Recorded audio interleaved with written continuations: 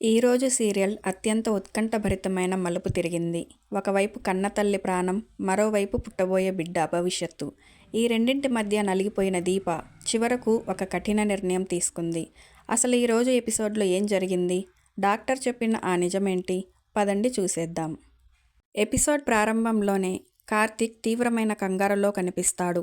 దీప ఎక్కడికి వెళ్ళిందో తెలియక తన తల్లికి ఫోన్ చేసి ఆరా తీస్తాడు.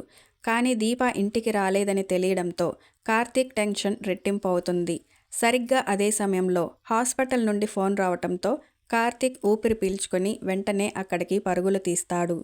హాస్పిటల్కి చేరుకున్న కార్తీక్ అక్కడ దీపను చూసి షాక్ అవుతాడు.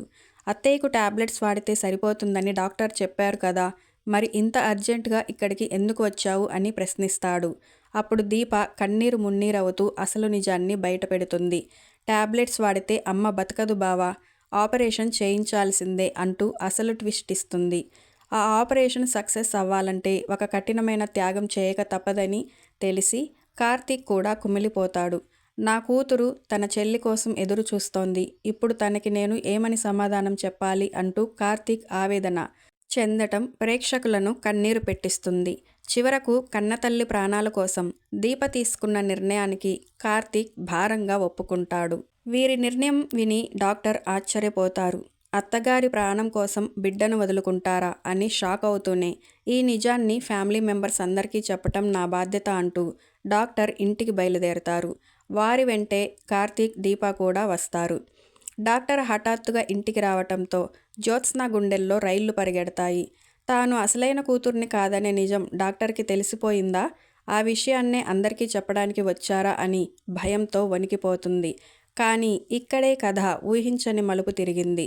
డాక్టర్ అందరినీ పిలిచి సుమిత్ర గారి శాంపిల్స్, జ్యోత్స్న శాంపిల్స్ పర్ఫెక్ట్గా మ్యాచ్ అయ్యాయి అని చెబుతారు. దీనివల్ల ఆపరేషన్ సవ్యంగా జరుగుతుందని తెలియటంతో కుటుంబమంతా సంతోషంలో మునిగిపోతుంది.